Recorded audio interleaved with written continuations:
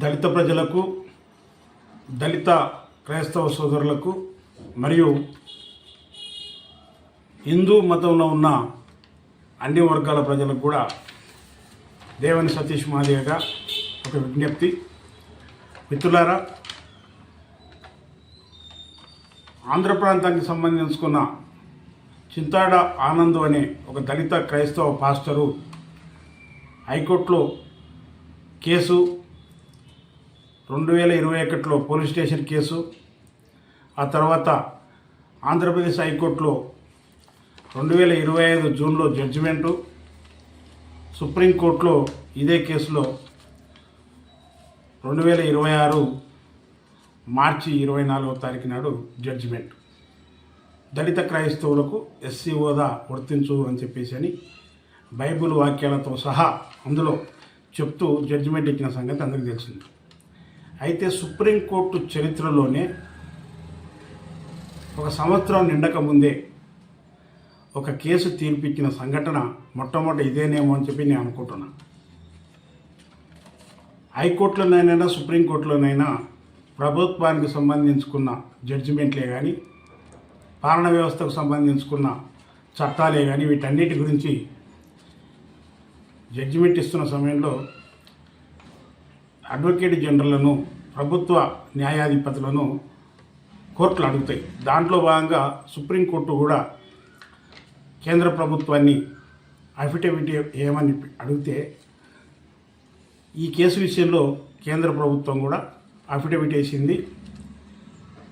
దళిత క్రైస్తవులకు హిందూ మతం నుంచి క్రైస్తవ మతంలోకి, ముస్లిం మతంలోకి చేరిన వాళ్ళకు ఎస్సీ చట్టాలు వర్తించవు మరియు రిజర్వేషన్స్ వర్తించవు అని చెప్పేసి అని వాళ్ళు అఫిడవిట్ వేయడం జరిగింది. ఈ అఫిడవిట్ వెనుక మన సామాజిక ఉద్యమ నాయకుడు మందకృష్ణ మాదిగ గారు కూడా స్పష్టంగా ఉన్నారని చెప్పేసి అని దీంట్లో ఈ కేసులో అవగతమవుతుంది. ఎందుకొరకంటున్న ఈ మాట అంటే, మందకృష్ణ మాదిగ గారి ఈ ఇష్యూ పైన 4 సార్లు ప్రెస్ మీట్లు పెట్టడం జరిగింది. 3 సార్లు దేవుళ్ళు, కృష్ణుడు, రాముడు అని చెప్పుకుంటూ బ్రాహ్మణుల మీద పడ్డాడు. ఇప్పుడేమో డైరెక్ట్గా వరంగల్ మీటింగ్లో మన 20వ తారీఖు నాడు, ఏప్రిల్ 20 నాడు బహిరంగ సభలో స్పష్టంగా చెప్పడం జరిగింది. నేను చాలామంది పెద్ద మనుషులను అడిగినా దళిత క్రైస్తవులకు ఎస్సీ హోదా వర్తించదు అని చెప్పేసి అని వాళ్ళు చెప్తున్నారు అని దాచిపెట్టు మాట్లాడుతున్నారు. ఆయన అడిగింది ఆర్ఎస్ఎస్ వాళ్ళను, ఆయన అడిగింది కిషన్ రెడ్డిని, ఆయన అడిగింది బీజేపీ వాళ్ళని. బీజేపీ వాళ్ళు స్పష్టంగా చెప్పడం జరిగింది, ఈ యొక్క క్రైస్తవ మతంలోకి కానీ ముస్లిం మతంలోకి వెళ్ళిన దళిత వర్గాలు ఎవరైతే ఉన్నారో వాళ్లకు ఎస్సీ సర్టిఫికెట్ వర్తించవని చెప్పేసి అని ఖరాఖండి అతనికి చెప్పాడు. అయితే ఇప్పుడు ఆయన ఒక కార్యక్రమానికి శ్రీకారం చుట్టాడు. ఇది చాలా కష్టసార సాధ్యమైంది, ఇది చాలా ఇబ్బందికరమైంది. కానీ ఇన్ని వర్గాలు క్రైస్తవ మతంలోకి వెళ్ళినప్పుడు వాళ్ళకు లేని ఇబ్బందులు మనకెందుకు అని చెప్పేసి అనే పాయింట్ మీద మనం పోరాటం చేయొచ్చు అని చెప్తూనే కాంగ్రెస్ పార్టీ పైన బురద దల్లే కార్యక్రమానికి శ్రీకారం చుట్టాడు. ఈరోజు ఆర్ఎస్ఎస్ అడ్డం పడుతుంది, బీజేపీ అడ్డం పడుతుంది అని చెప్తున్నాం. అసలు నీవు పోరాటం చేస్తే కదా, దళిత క్రైస్తవులకు ఎస్సీ రిజర్వేషన్స్ ఇవ్వండి అని చెప్పేసి నీవు పోరాటం చేస్తే కదా ఆర్ఎస్ఎస్ వైఖరి, బీజేపీ వైఖరి బయటపడేది.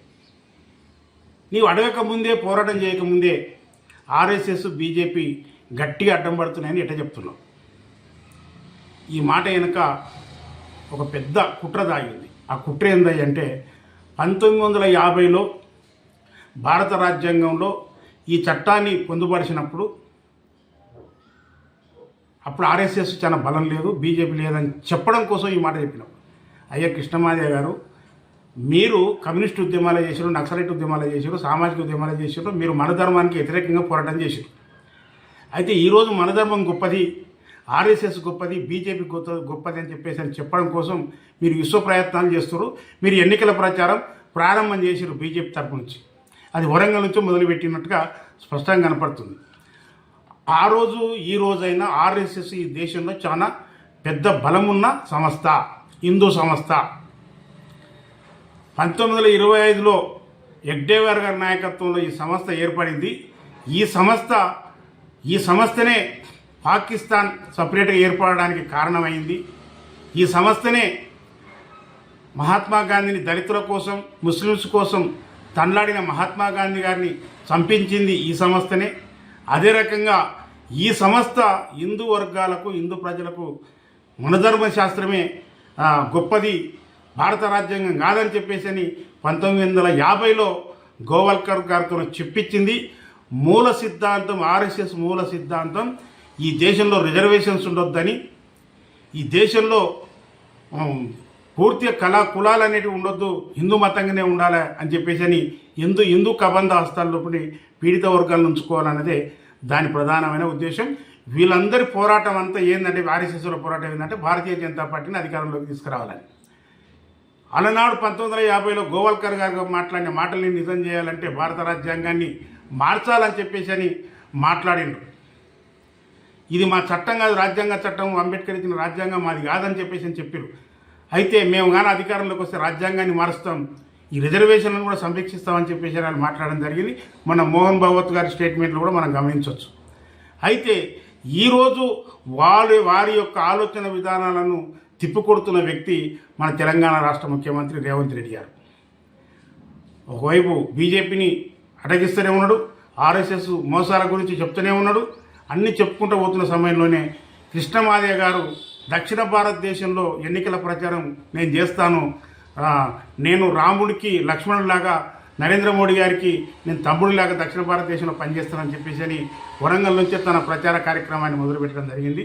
ఇక్కడ బ్రాహ్మణుడు 1950లో అప్పుడు ప్రధాని జవహర్లాల్ నెహ్రూ బ్రాహ్మణ్, బాబు రాజేంద్ర ప్రసాద్ బ్రాహ్మణ్, ఆ తర్వాత ముఖర్జీ బ్రాహ్మణ్, ఆ తర్వాత ఇంకో ఆయన బ్రాహ్మణ్, నలుగురు బ్రాహ్మణులే.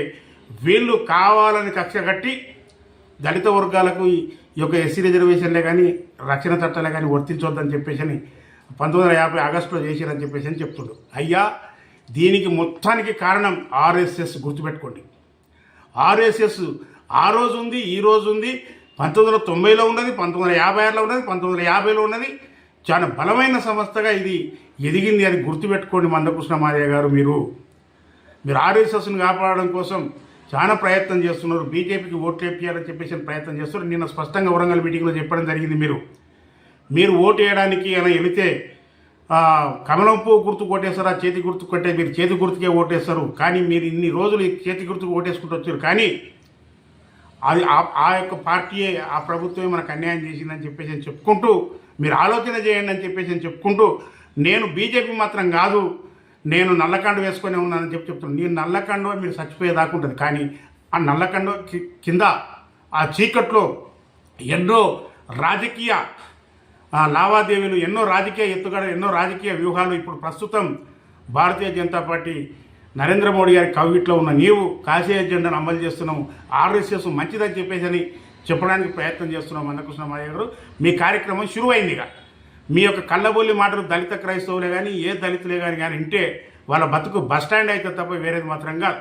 కనుక దళిత క్రైస్తవులు ఎవరైతే, ఎస్సీలు ఎవరైతే క్రైస్తవ మతంలోకి వెళ్ళినరో వాళ్ళందరూ ఎవరు కూడా క్రైస్తవ మతంలోకి వెళ్ళలేదు, యేసుక్రీస్తు దగ్గరికి వెళ్ళారు. రాముడి దగ్గరికి రానియలేదు కనుక యేసుక్రీస్తు దగ్గరికి వెళ్ళారు. నేను ఇప్పుడే విజ్ఞప్తి చేస్తున్నాను, మా వాళ్ళు అట్టు వెళ్ళడానికి కారణం రాముడి దగ్గరికి రానియకపోవడమే. కనుక రాముడి దగ్గరికి రానియండి, ఆ యొక్క యేసుక్రీస్తు దగ్గరికి ఎవరు కూడా వెళ్ళరు. మాకు సమానమైన హక్కులు కల్పియండి, ఎవరు కూడా పోరు.